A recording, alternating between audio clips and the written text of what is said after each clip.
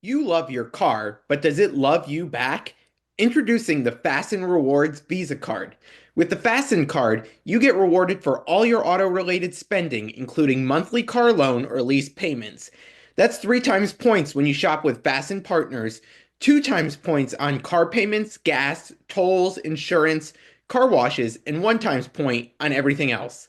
Stack up rewards and turn them into travel, cash, gift cards, maintenance, or even a down payment on your next car. Founded by a UConn fan. Apply now at fasten.cc/apply and buckle up for rewards.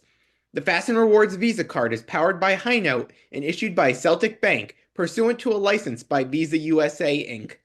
All cards are subject to credit approval. Terms and conditions apply. Rewards are subject to change. Visit fasten.cc/legal for full program details. I'm really excited for today's episode. We've got two legends in their respective fields joining us today, Jim Calhoun and Dom Amore. They're here to talk about their book coming out this fall, More Than a Game, How the UConn Basketball Dynasty Was Built on a Culture of Caring. Got a first little preview here. The book's outstanding, dives into a number of players that Jim coached, including players who turned into rocket scientists, college presidents, dentists, and of course, basketball Hall of Famers. So really excited to dive into this with both of you. So thanks for joining me today. Well, thank you, Jared. And that was a very succinct synopsis of the book. Rocket scientists and dentists, and that was very well put. We should have put that on the back cover. Well, I get people who all say it's about basketball. I said it begins with basketball, but that's not the story. The story is the story of their coming to a college or previous to a college, but then getting there. And it's more than a game. And that's really in the title itself, there's no question that it is more than a game. And it alters kids' lives. It alters coaches' lives many times because they become not just your players, they become your friends, someone you're very proud of. And I call my 250 sons. Along with my two biological sons, who I love a lot. Let's start by just diving into kind of some of the behind the scenes look at the book. For you, Coach, to start, what was it like as you're thinking about putting this book together and kind of looking back at the players to include here and kind of just reflecting back on all these lives you impacted throughout your time coaching? Well, the idea came, as you might know, from a pack of cards that a guy found. He then went into these cards of former retired baseball players and did a story. It was more baseball oriented to some degree, but the idea was there. And I said, how about something which encapsulated our kids as more than a game? And I can tell you, and I'm being very honest about this, Jared, it was emotional. I mean, because it's different if you say, how you guys doing? Great, Coach. They're always great. Do you like what we're doing? Of course we do, because we don't want to be yelled at. But then to open up to Dom, who was great at it, and Dom had a really great way of talking to players to get them to tell of themselves, of their experience with Coach, and all those kind of things at UConn, what it meant to them. And I can tell you that when Dom would give me a chapter of a player, a lot of it was very emotional for me, and things they said. Yeah. It was astounding, and I became more than host, but particularly reflective. Yeah. On my own journey, and that's kind of funny because it was a journey about the kids, but I certainly was part of it, and that was really, really an emotional thing. I think if people want to read kind of the inside. Yeah. What it was really like Kimball Walker was always good. No, he was cut when he was young as a player. So he had things to overcome, as we all do in life. Right. Dom, I'm curious. Coach has a very distinct voice. How did you go about picking that up and working on incorporating that into the book from a writing perspective? Well, that was my biggest goal, or my biggest concern going in, was that I wanted to make sure this book sounded like Jim. I think more so. I mean, the other books that he wrote were great. They're both great books, but I wanted to capture his way of speaking, better than it was captured before. So that was something that was very, very important to me. And when I've covered Jim, I never had a problem understanding him. I never had he didn't talk too fast for me. He didn't talk. I understood the accent. Now I never had a problem understanding him. Sometimes he would stop in mid sentence and go into a tangent and then get back, and so but we all do that. Yeah. So kind of cutting off those loose ends and keeping it flowing was really the only thing that I had to do in just listening to the tape and writing his own words. I mean, he really wrote this book. So but I wanted to capture his voice, and he has certain phrases, like we all do. Yeah. He has certain phrases that he uses a lot, like point being or quite frankly, and I wanted to make sure those are in there so that it sounded like him. And there was one point where Jim said to me that his wife Pat told him, this sounds like you. And then I said, okay, I got over the finish line with that, and that was the most important goal that I wanted. Yeah. I think with Dom, Dom took particular attention. He said, "Would you say it like that?" By inference, sometime, or actually asking the question. And I said, "Well, yeah, I'm going to take you on a trip from Hartford to Waterbury." Now, normally people go on 84. I go somewhere and take a little sidetrack. We're going to get back on 84, trust me. And then we make our way there. We might stop for ice cream or whatever it may be. But I do take a couple side roads to get there. But it's that I've always wanted to express myself, particularly about things that mean a lot to me. Yeah. My kids, my family, I mean, they're the world to me. They're the world to me. And so I wanted to always, I guess I'd use the word over-explain so they truly get the picture, or I try to paint a picture with words. Mm-hmm. And as Dom said, some of the officials might question a little bit about my language. And the greatest statement I've ever heard and will stand by forever. The nuns at St. Joseph say, "You people misinterpret him. He talks fast and he has the Bostonian accent. So what you think he's saying? He's not really saying that." And I should get that made up, because if a nun says it, it must be true. Yeah, you're good. Yeah, I never thought I'd see Mount Rushmore on a trip from Hartford to Waterbury, but we did. Coach, for me personally, I'm 33 years old, so I understand a lot of the UConn later parts of your career, but for me, getting to experience what you were like as a high school coach was particularly interesting for me. So I'm just curious, as you look back on those days, what did you think of yourself as a high school coach? I mean, I think you went in, what was the team, 2-21 at one point before you took over? So the JVs hadn't won in 2 years, particularly at Dedham High School when I started to mature more as a coach. Yeah. As a freshman coach at AIC for 2 years, working on my master's degree. And then I went to a couple of schools and didn't, a good friend of mine, Pat Tully, who was the police chief in New Haven, but he was the constable there then. Mm-hmm. He said, "You don't belong here. O-line is soccer, and they actually won the states in basketball recently. But more importantly, I kind of got myself to a place in Dedham, a town that really wanted to win. Hockey was big there, but we were able to win and find myself.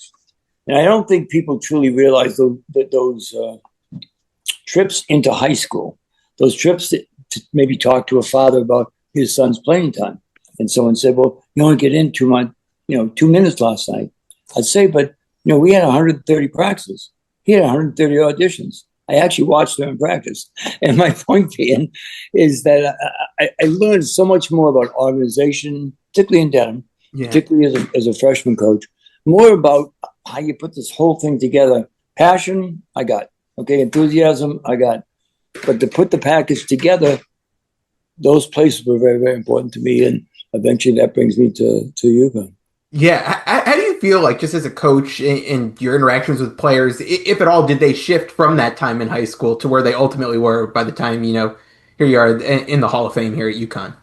Well, I promised every family, like the group, boys to men, when your son returns here, you're going to see a man starting to show up. And it'll be done in different ways, sometimes a little bit harshly, sometimes with words I'm not going to repeat, but they'll go boys to men. And as I watch it, And as I get a phone call, for example, from Rip Hamilton, whose son is the #1 point guard at 13 in the country. I don't know how they do that, 13 years old, but regardless. And fondly talks about their kids. And I find myself being a friend, an uncle, a former coach, and watching them. You're right. The greatest thing I think watching people grow, and they evolve into who they're going to be. And I think that the fact they're in a process. Someone said, "What's the most?" My young brother, is a cardiologist, and I said, "You save lives every day." He said, "You change life every day," and I thought that was the best compliment anybody could give me, especially someone who's doing God's work, particularly as a cardiologist. I'm curious to get from both of you, Dom, and from you, Coach. One of the interesting parts of the book, especially in a lot of these player stories, when it came to UConn, was talking with them and having the conversations about what's next for them in their career. I'm curious from both of your perspectives, as you were diving in, talking to the players about this, and coaches, you look back on these conversations you had with these players about counseling them. Maybe it's not the right time to make the jump to the NBA, or maybe, hey, you got to take advantage of this opportunity and get out right now.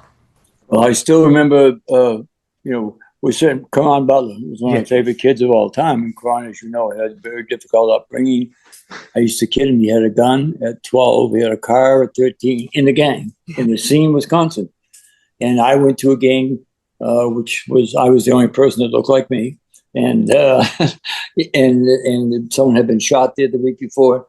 Karan Butler's statement was, "By the way, Coach, you showing up at that game, I wanted to follow you any place because you were either crazy or guts." I said, "Actually, it's a combination of two things. I am crazy a little bit, but I think taking someone like Karan and having now been a second assistant at Miami Heat, 11-year NBA career, very successful, and one of the best kids. I was with him a couple weeks ago in Miami. Just a wonderful person. I've been ripped on a number of occasions. I'm going to Kim's wedding in 2 weeks. Those things, it's not a fulfillment, but it's part of their journey. And I love seeing some things in their life evolve. Obviously the kids were in the NBA, made a lot of money, et cetera, et cetera. But watching the kids evolve, as I said, back to boys, and they were the men. I always get a kick out of it when people say to me, "But you call them kids. If you coach them, you'd call them kids too." Jared, one of the things I really wanted to get across in the book is, I've been fortunate in my long career, which we've talked about at times, to have covered a lot of great coaches. So Jim, Gino Auriemma, obviously, Dan Hurley, Joe Torre, Buck Showalter, Dan Reeves, Bill Parcells. I've covered a lot of them. And the one thing that they have in common, the one common thread to me that makes the great coach, is that they coach people. They don't just coach the X's and O's, or they don't just coach the game. And, Jim, to me, and this is true of all those other guys I mentioned as well, Jim could pick a sport he knows nothing about, read a book about it cover to cover, and then go out and coach a team and make it better next day. Because he doesn't coach the game, he coaches the people. And some coaches maybe are more absorbed in X's and O's than others. Some are more about technique or tactics than others. But the one thing all those coaches have in common is they coached people. Joe Torre knew how to get the best out of people. It wasn't about telling somebody where to hold his hands. Dan Reeves got the best out of people. It wasn't about drawing up plays. And that's what I wanted to get across here. Is this is a book about a coach who coaches people and makes them better. And, Karan Butler, the story's been told many times. Karan's told it himself in his book. But to go from where he came to, never mind the player, but where he is now, he's involved in things like voting rights and important things in our society. It's really a remarkable transformation to get from where he was to where he is now. And of course, Jim played a huge part in that. Yeah. You think about Bill Parcells, and he had a linebacker named Taylor, I believe his name was, who was pretty good. Yeah. And I'm sure he was a handle. I'm sure that there was so many different ways because he was so as a player, he might be the best ever at his position. And Bill knew a way to get the best on the court, minimize off the court, and make him into one of the great football players of all time. If he just said, well, you're going to come here, we're going to run the 4-4-3 defense, you know what I'm talking about? He, in turn, gets him to play for the team and then finds out the best in him, which was an awful lot. And I think all the great ones who I studied, truly, and especially in this day and age, you better know your players. And you got to. I have a thing where I have some candy on my desk. You got to visit that every day, and all it is A, to help my dentist friends. No joke. But more importantly, have them have to come into my office where we could talk 89%. How's mom doing? Yeah. What about that? Your brother? What about this? And I think that relationship allows me, I couldn't say to them, to get on your ass for 2 hours a day to make you get you as near greatness as I possibly can.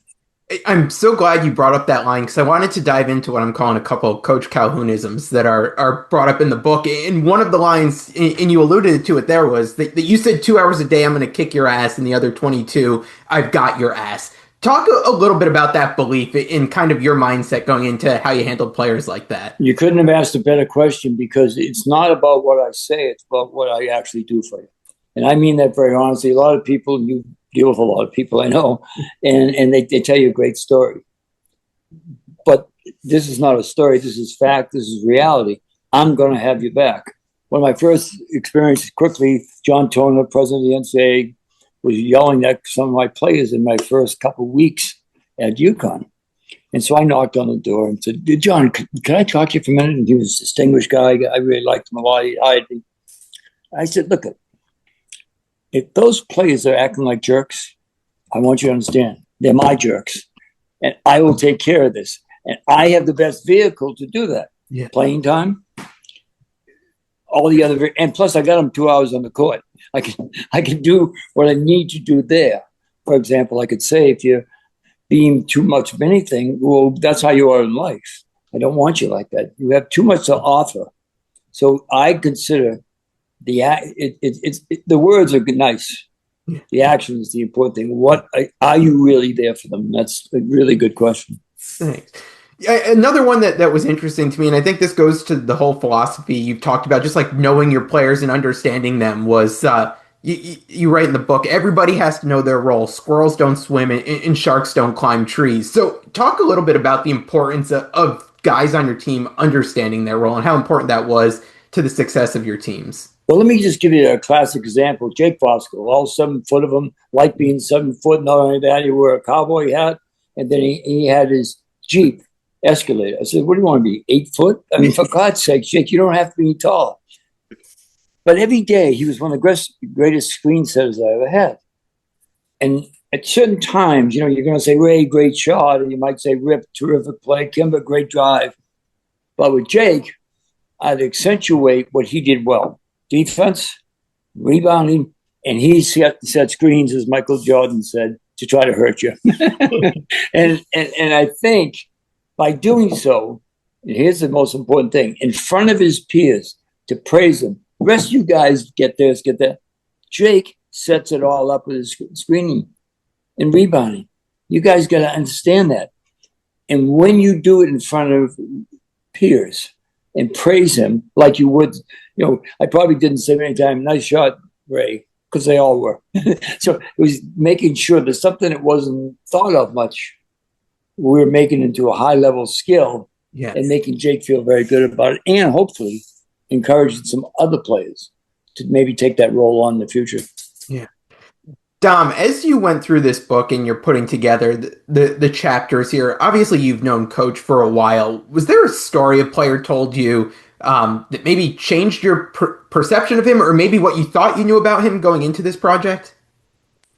Well, I think it was more, our personal interaction during this process of a year and a half or so, because the things that he talks about with players, it applies to anyone who crosses his path, including me.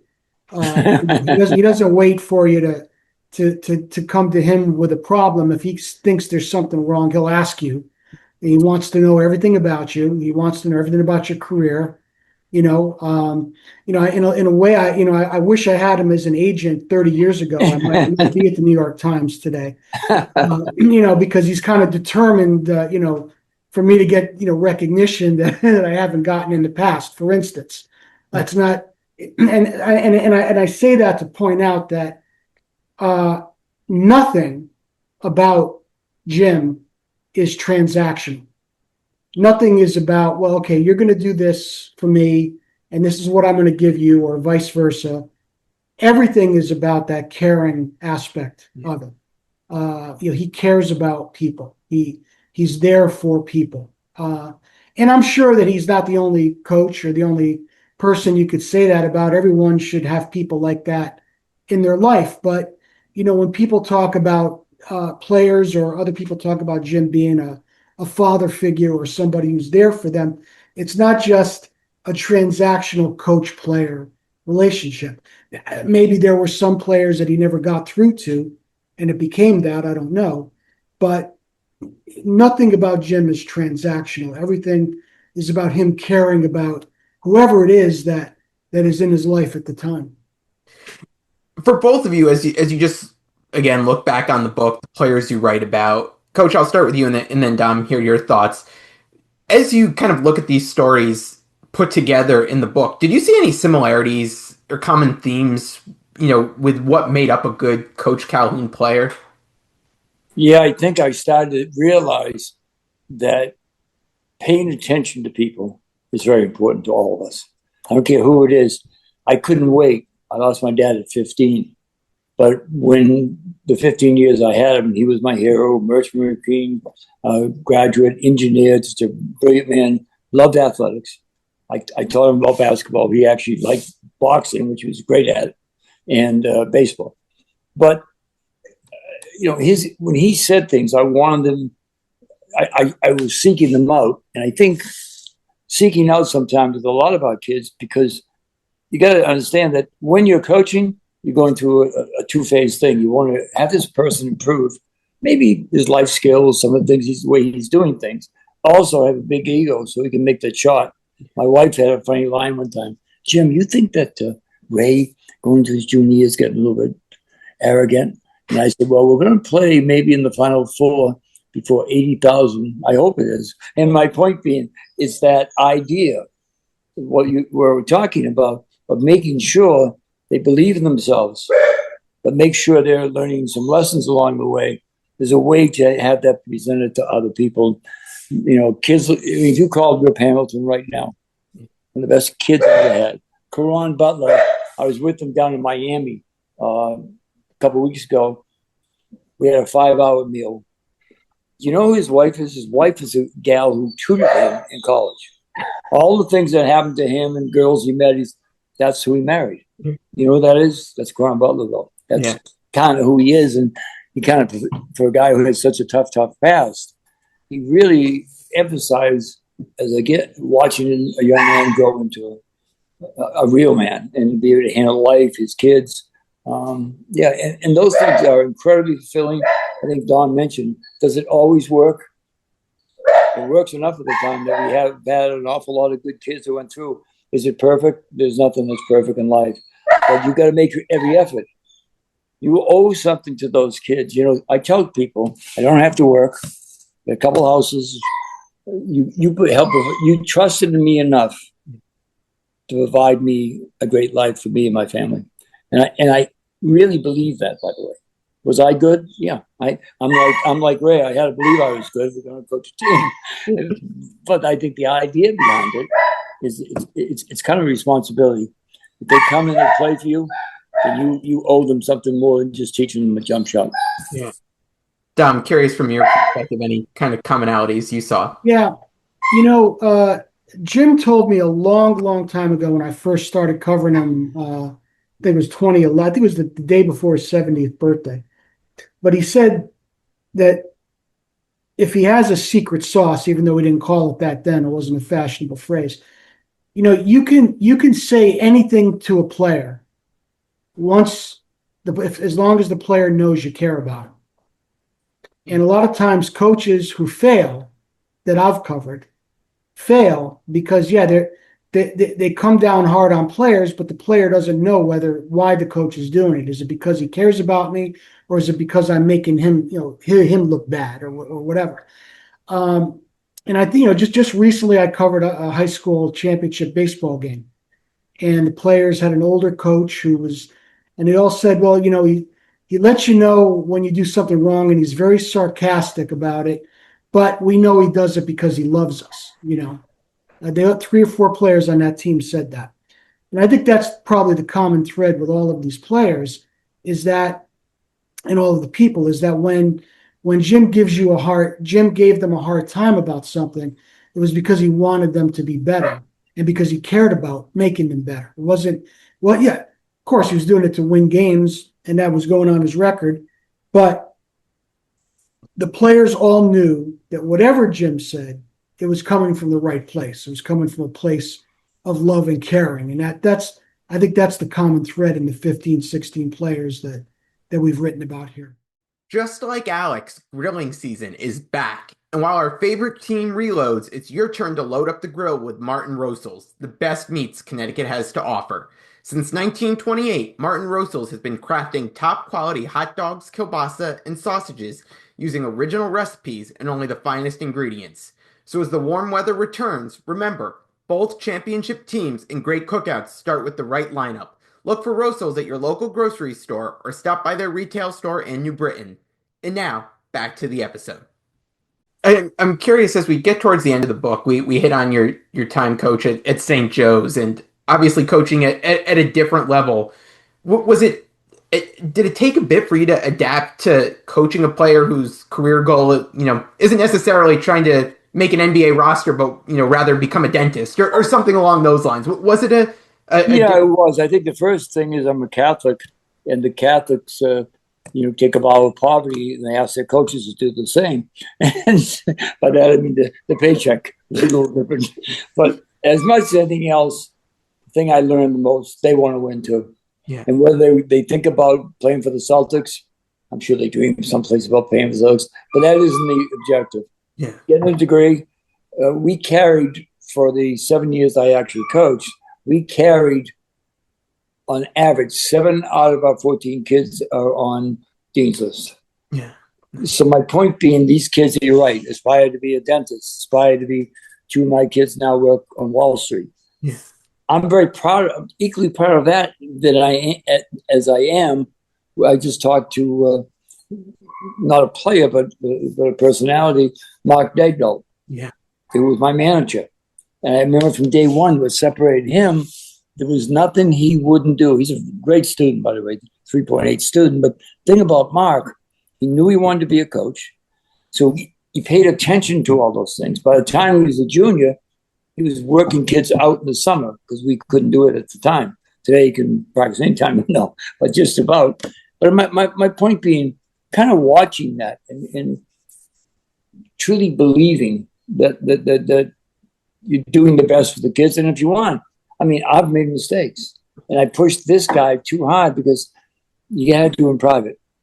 I mean, God rest his soul, Reggie Lewis, the great Reggie Lewis, died of a heart attack at 27. Reggie came to me one day, true story, 22 points a game as a freshman at Northeastern. He says, Coach, can you help me? He had a very soft voice. Can you not yell at me in front of the fellas? The Reds, man, it's the way I live. It's the way I talk when I'm in basketball. By the way, I didn't yell at Reggie in front of the fellows that much anymore. Hey, there was nothing to yell at. He's a great player and a great kid.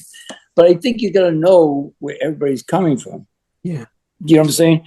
Yep. I get players who are very distrustful of males, older males, because in their life, there always wasn't one there. Somebody left them. I get kids obviously from various backgrounds. It's really important to understand from whence they came. Yeah. It's going to shape who they are and their expectations. And my expectation is to make them as good as they can possibly be in the classroom, in society, and obviously in basketball. Mark, you bring him up. He mentions it at the end of the book. You trusted him with driving your car into New York City and MSG. What were you thinking, given that the keys to a manager there? Well, Mark, I've done it a few times, but Mark by that time was prepared to do it. Okay. Because he was a sophomore and he was always there. You know, guys who show up. You know, they always tell you be the first guy at practice. He was. Remember that the managers have to wake the kids up at 5 to leave at 6. They have a lot of responsibility. And the only thing I said to him is, here, take it down to New York, follow the bus, and just don't fudge it up. I don't know if it said fudge, but regardless, it was something like that. And he got there and he talks about the white knuckle and all that. Well written. He's a very well written kid.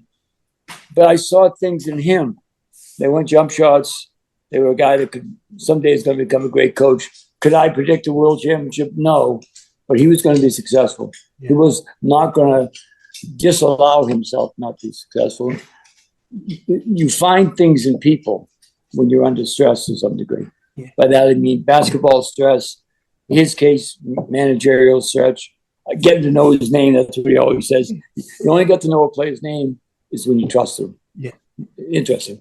Yeah, no, I'm going to say driving your car with the pressure on that into New York City might be tougher than taking an NBA team to a title. So it might be.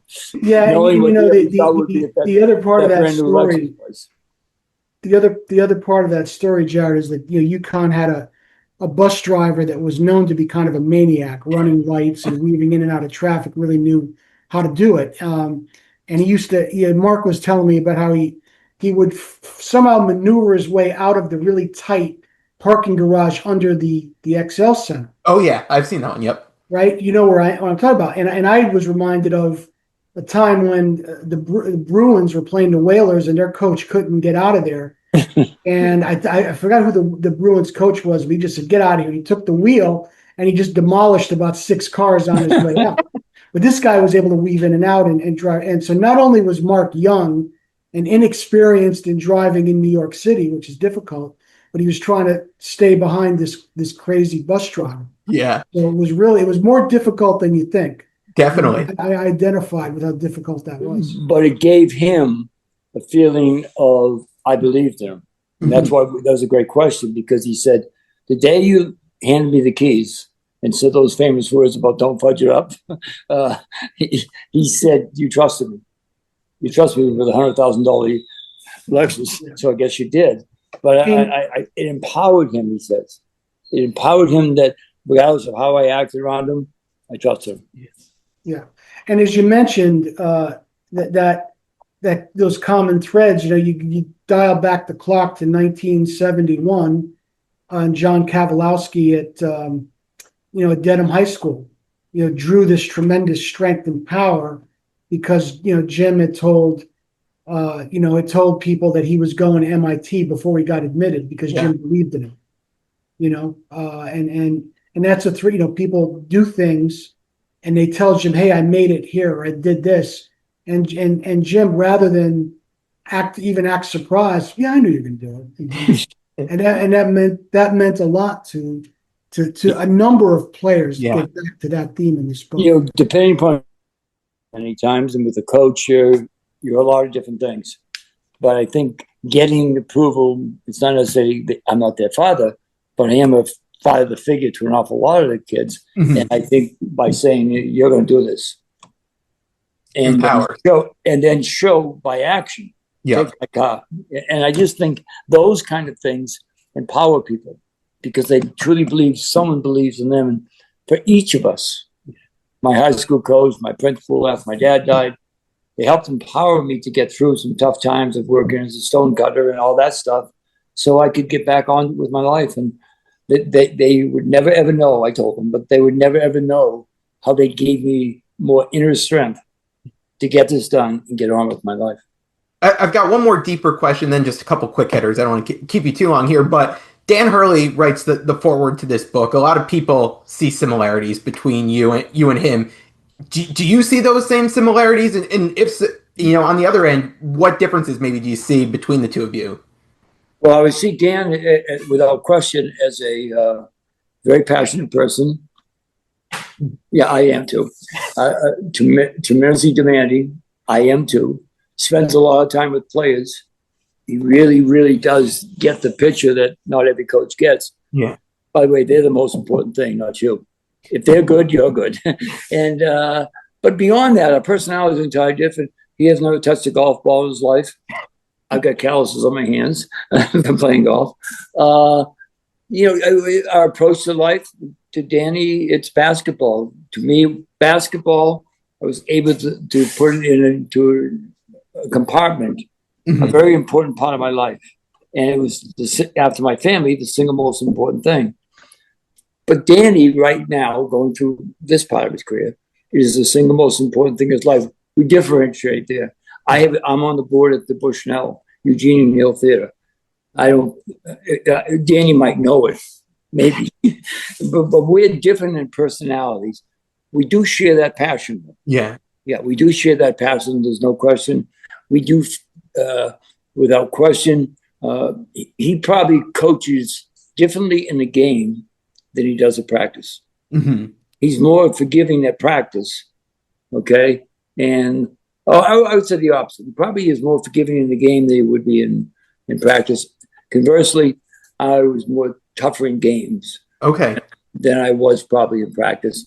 And I think you're going to find, you go around, go to Michigan State, Tommy Izzo's a good friend. His players love him. And yet during the games, you see Tommy running after the play.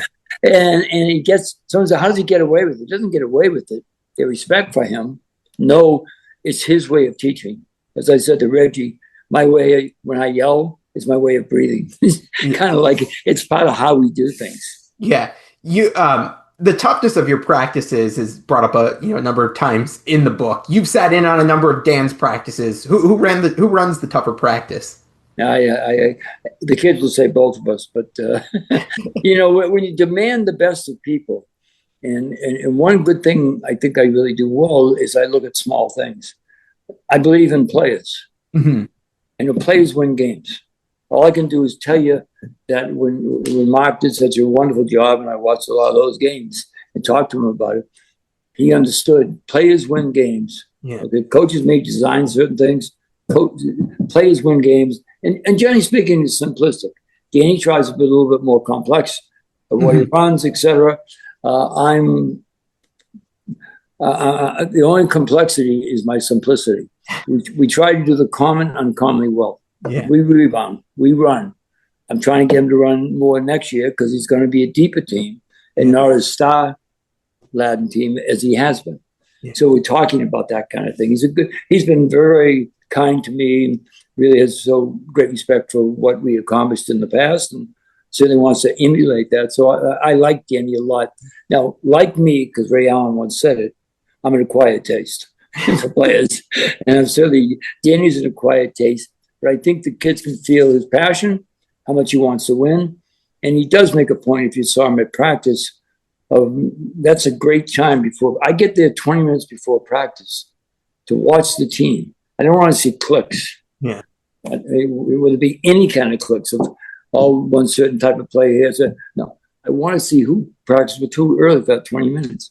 I want to see how they come into the gym. Are they Kemba Walker and Reggie Lewis, two city kids, would walk in, and the first thing you'd see in their face, a smile. They were home. Yeah. They were home. And I thought that was beautiful. And I can tell, kid walks into practice and is miserable. It's not exactly the way to start out.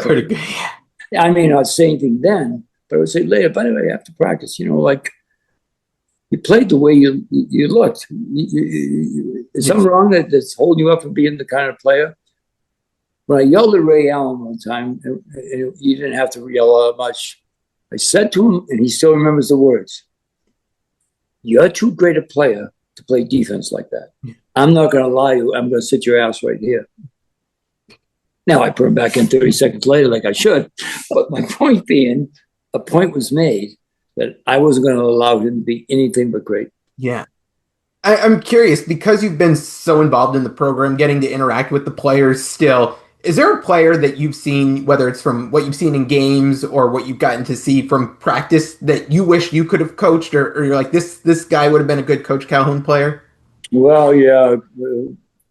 Cam, a couple of years ago, Rutgers came from my guy, Steve Peichel, who I was just down there, by the way. Yeah. And I thought I would love him. In the practice gym, they have the mats around the thing. Yeah. That was for him punching the wall. It wasn't, they put it up there for protection, but he was so hard on himself, which conversely made, as a transfer, made him harder than everybody else. I thought, and I know the big guys were really significant in that, I thought he was the most valuable player on that team because he brought a toughness and a relentless attitude that from day one, the way he played, you had two choices: back down to him, which you want to do, or play like him. Yeah. Dom, I'm curious because you've covered, Coach Calhoun when he was coaching. You've covered Coach Hurley in UConn now. How would you say that coaches are covered differently now versus what it was like maybe, during the prime of Coach Calhoun's career? Well, it's a completely different world, especially from our point of it.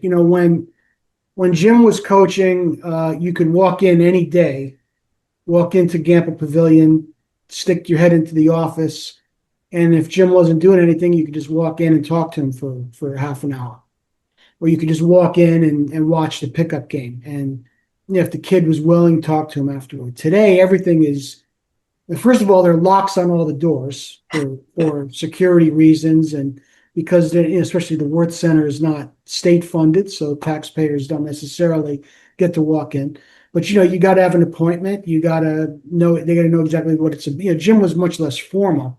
I think more coaches were like Jim in those days.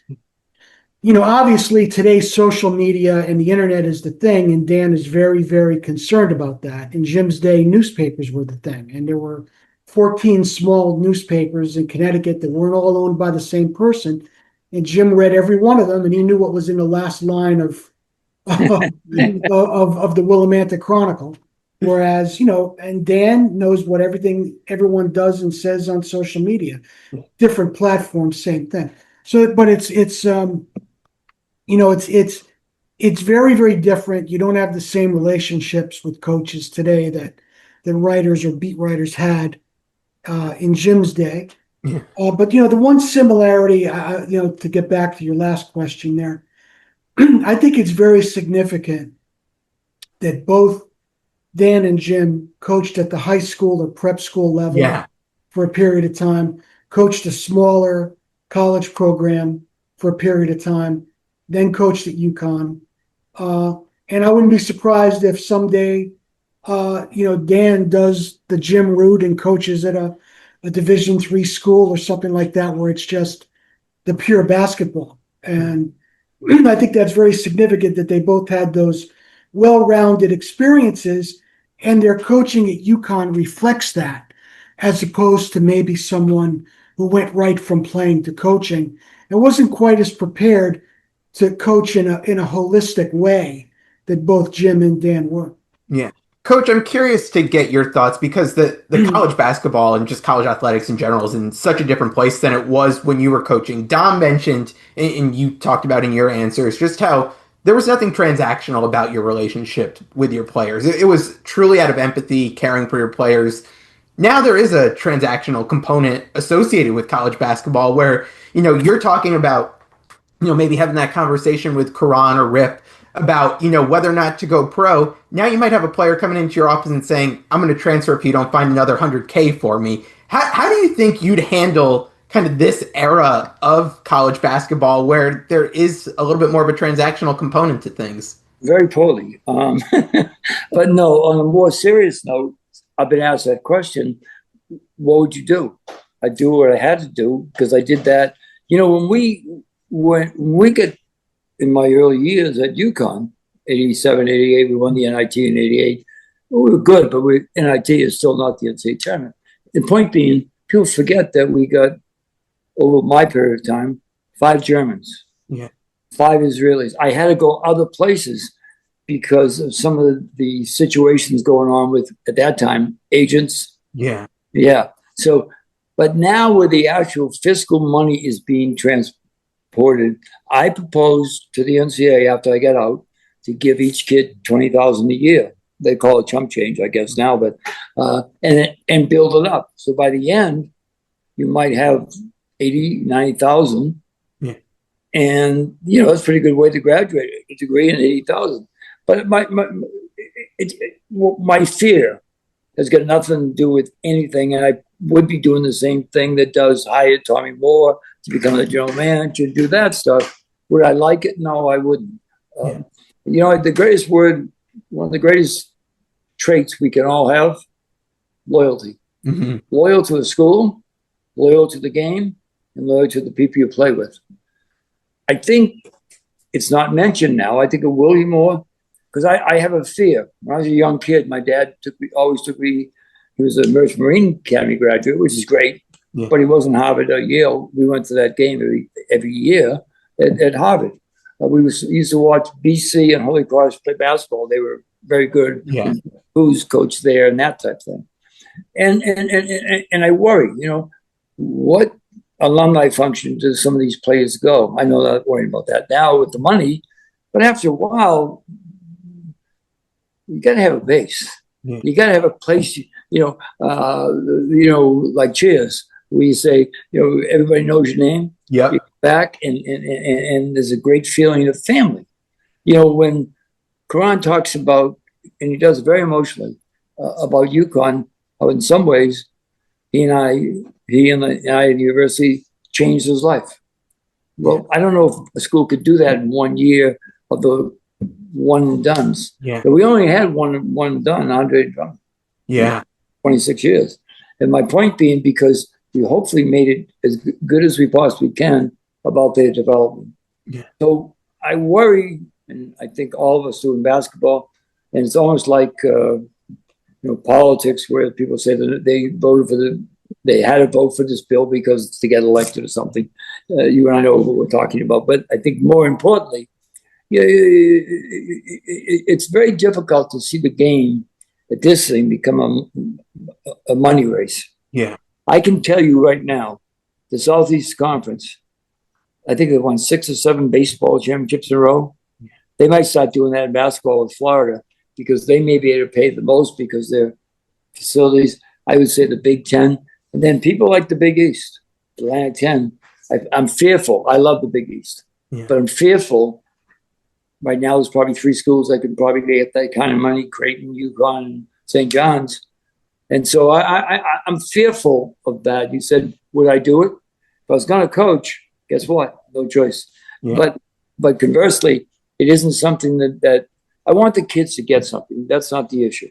Yeah. I want the parents being treated better, as they should be, the games and all that kind of thing. But I worry about what our game is going to look like if they're giving a kid $2 million to pass on a year in basketball and come back for the second year. I don't know. I've always believed this, that power and money do corrupt. And I just don't think it's a healthy thing. I'm going to go watch it. I'm going to love the kids. They're still the same kids. Yeah. But we're facing some other obstacles. All right, just a couple fun quick hitters from some of the stuff in the book. You talk about how sometimes you'd send a player to work a job you did as a kid, to just kind of teach a lesson. What was the toughest job you sent someone to do? Probably down just with a guy named Bernie Schilberger who owns Prime Materials, and they were in dust. They were lifting skids, and they'd be dirty. Now, the great thing about him, he'd take 4 or 5 players on a Saturday morning. They'd work. At that time, he paid them $10. They thought they were rich an hour, and then he'd take them to their pool. That was okay. But oh no, kids have had to work some pretty tough jobs, because I thought an amazing thing to me. Tell me I'm wrong here. I had a paper route. Dom, I'm sure you hopefully had a paper route. And I don't know if you did, kind of on the side. Did you have a paper route? No. I was a bagger at a grocery store. I feel like that was that counts. That counts. I have kids, including a paper route, which is kind of minimal kind of thing, who've never done that. And you want them to say, life's more than being given a full scholarship. That's not the way everything else works. And when you leave here, it isn't going to be like here anymore. Yeah. You write about a number of these players in the book. Is there a player that you coached that, maybe wasn't in the book, but in someone you think doesn't get talked about enough that, really had that impact on you?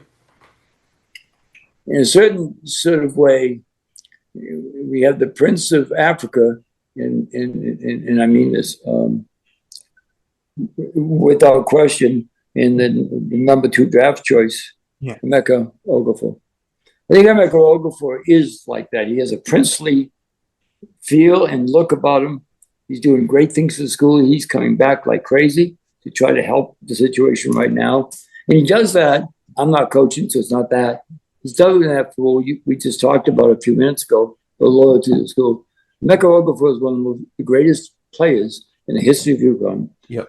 And when you combine it with National Student Athlete of the Year, National Defensive Player of the Year for 3 years, National Championship, I don't think he gets anywhere near the recognition. That 2004 team with 6 NBA players doesn't get the recognition it should do either. Yeah. It's just a fun one here. Again, we were talking earlier about some similarities with Coach Hurley. He's clearly got some game day and coaching superstitions. Did you have any during your day? Show up in time. My wife always talks about that. She says, by the way, we're going to the theater, and as they're blinking the lights for us to sit down, you park in the car. And the point being is that I'm rushed. A basketball game, I'm there for 2 hours. And she always says, can I ask you a question? I'm not trying to be a jerk. What do you do for those 2 hours down there? I don't know, pace around, read the scouting report 25 more times, which does me no good. Yeah, that would be a... I'll wrap with this one. We talked about, Dom, how you had to really work on getting Coach's voice down for the book. Coach, I think everyone would enjoy. Is there going to be an audiobook version of this? Because I think that would be must listen. It is an audio book. Yes. Okay. All right. 100 pages in, and the guy called me. I said, now you say park the car in Harvard Yard. That would be sufficient. But he's actually done a good job. He's an actor. Okay. He does this on the side when he's not in a thing. And actually, he's been pretty good. And he's very good about calling you and say, did you really kind of want to say it that way? Yeah. Which is really very helpful to me, obviously. But no, I think we all have our own uniqueness. We got me and Dom being the idea of two opposite personalities can actually be cohorts in a mission of writing this book. Because I'm proud of the book. I'm proud that young kids should read it, because they have to understand that not everybody began, holding up a national championship or getting drafted in the NBA.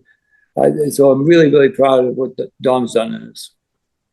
Yeah, I think we both feel really great about the way this book came out. I feel like in 2025, if you're going to write a book, the most important thing is that you're happy with the story that you're telling. You have a story to tell, and that you enjoy telling it, and that you're proud of it. And I think we're both very proud of this. I know that people who buy this book are going to love it. Whether you're if you're a UConn fan, it's must read.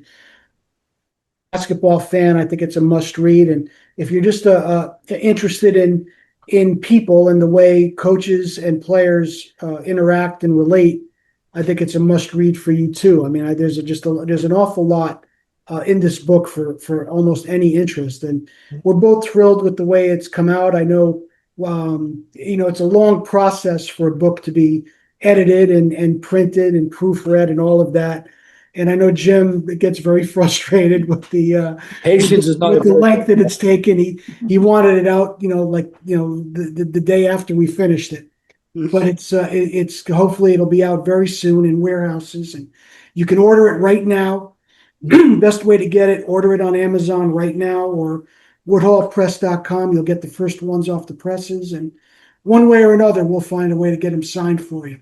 My voice is giving out for some reason. I don't know why, but we're very proud and excited about this project, and I know that people who read it are going to fall in love with it, just like I think you did, Jared. Yeah, no, definitely. Your voice. One note I'll give you about this. I've got a couple comments of someone who kind of pre-read some stuff, and they said simply, "This is not just for a coach; it's for a father too.